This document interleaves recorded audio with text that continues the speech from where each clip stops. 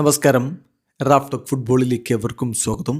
Spain FIFA world കപ്പിൻ്റെ semi ഫൈനലിലേക്ക് കടന്നിരിക്കുന്നു. Quarter final മത്സരത്തിൽ 2-1 അവർ ബെൽജിയത്തെ പരാജയപ്പെടുത്തിയിരിക്കുന്നത്. ശരിക്കും തിബോട്ട് കോർട്ടുവയുടെ കാര്യം ഓർത്ത് സങ്കടം തോന്നുകയാണ്. മിന്നും ഫോമിൽ താരം കളിച്ചുകൊണ്ടിരിക്കുകയാണ്. അദ്ദേഹത്തിന് പരിക്ക് പറ്റിയത് മസിൽ ഇഞ്ചുറി. കരഞ്ഞുകൊണ്ടാണ് അദ്ദേഹം കളിക്കളം വിട്ടത്. അദ്ദേഹത്തിന് പകരം വന്ന ലെമൻസിനെ പിഴക്കുകയും ചെയ്തു. ഒരു ഷോട്ട് തടയാനുള്ള ശ്രമം അത് റീബൗണ്ടായി പോയി. അത് മുതലെടുത്തുകൊണ്ടാണ് മെറീനോ ഗോളടിക്കുന്നത്. വിജയ ഗോൾ സ്പെയിനായിട്ട് നേടുന്നത്.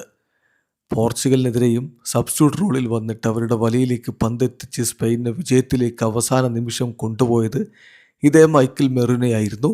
ഈ കളിയിലും സബ് ചെയ്യപ്പെട്ടു. മിനിറ്റുകൾക്കകം അദ്ദേഹത്തിൻ്റെ വക വിജയ ഗോളും വന്നു. ഏതായാലും കളിയിൽ വലിയ ആധിപത്യം പുലർത്തിയിരുന്നത് സ്പെയിൻ തന്നെയാണ്. സ്പെയിൻ വിജയം അർഹിച്ചതാണ്.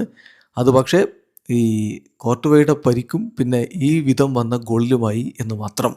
2-1 വിജയം അവർ നേടുമ്പോൾ അവർക്ക് വേണ്ടി ഗോളുകൾ കണ്ടെത്തിയിരിക്കുന്നത് റൂയിസും മൈക്കൽ മെറിനയുമാണ്. മറുഭാഗത്ത് ഡി കെറ്റ്ലെയറാണ് ബെൽജിയത്തിൻ്റെ ഗോൾ കണ്ടെത്തിയിരുന്നത്. മത്സരത്തിൽ സ്പെയിൻ്റെ മുന്നേറ്റങ്ങൾ നയിച്ചുകൊണ്ട് ഓയർസബാലും ബെയ്നയും ഓൽമോയും ലാമീൻ യമാലും ഒക്കെ ഒരുമിച്ചാണ് അണിനിരന്നതെങ്കിൽ മറുഭാഗത്ത് ഡി കെറ്റ്ലെയറും ഡോക്കുവും KDBയും ട്രൊസാർഡും ഒക്കെ ചേർന്നുകൊണ്ട് തന്നെ ബെൽജിയത്തിൻ്റെ മുന്നേറ്റങ്ങൾ നയിച്ചു. കളിയിൽ ആധിപത്യം സ്പെയിന് തന്നെയായിരുന്നു നമ്മൾ പറഞ്ഞല്ലോ. 30ാമത്തെ മിനിറ്റിൽ അവർ ഫാബിയൻ റൂയിസിലൂടെ ലീഡെടുത്തു.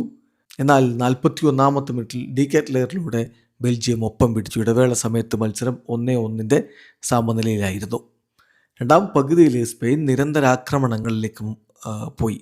അതേസമയം മികച്ച രൂപത്തിലുള്ള സേവുകളുമായിട്ട് തിബോട്ട് കോർട്ടുവ ബെൽജിയത്തെ രക്ഷപ്പെടുത്തി മുന്നോട്ട് കൊണ്ടുപോയിക്കൊണ്ടിരുന്നു. ബട്ട് അൺഫോർച്ചുനേറ്റ്ലി അദ്ദേഹത്തിന് പരിക്ക് പറ്റിയത് ടീമിന് തിരിച്ചടിയാവുന്ന കാഴ്ചയാണ് നമ്മൾ കണ്ടത്. 71ാമത്തെ മിനിറ്റിൽ കോർട്ടുവയ്ക്ക് പകരം ലെമൻസ് എത്തി. ആ നിമിഷം ബെൽജിയത്തിൻ്റെ പുറത്തുപോക്കിൽ വളരെ നിർണായകമായിരുന്നു.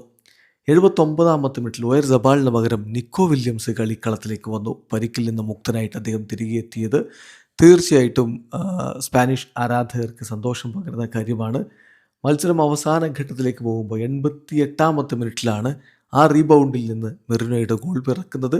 ആ ഗോളിന് ഒടുവിൽ സ്പെയിൻ വിജയിച്ച് കയറി. ബെൽജിയം ആ ഗോൾ മടക്കാനുള്ള ശ്രമങ്ങൾ പിന്നീട് നടത്തി നോക്കിയെങ്കിലും ഉനായ് സിമോണിനെ മറികടക്കാൻ കഴിയാതെ പോയി. വീഡിയോ അവസാനിക്കുന്നു.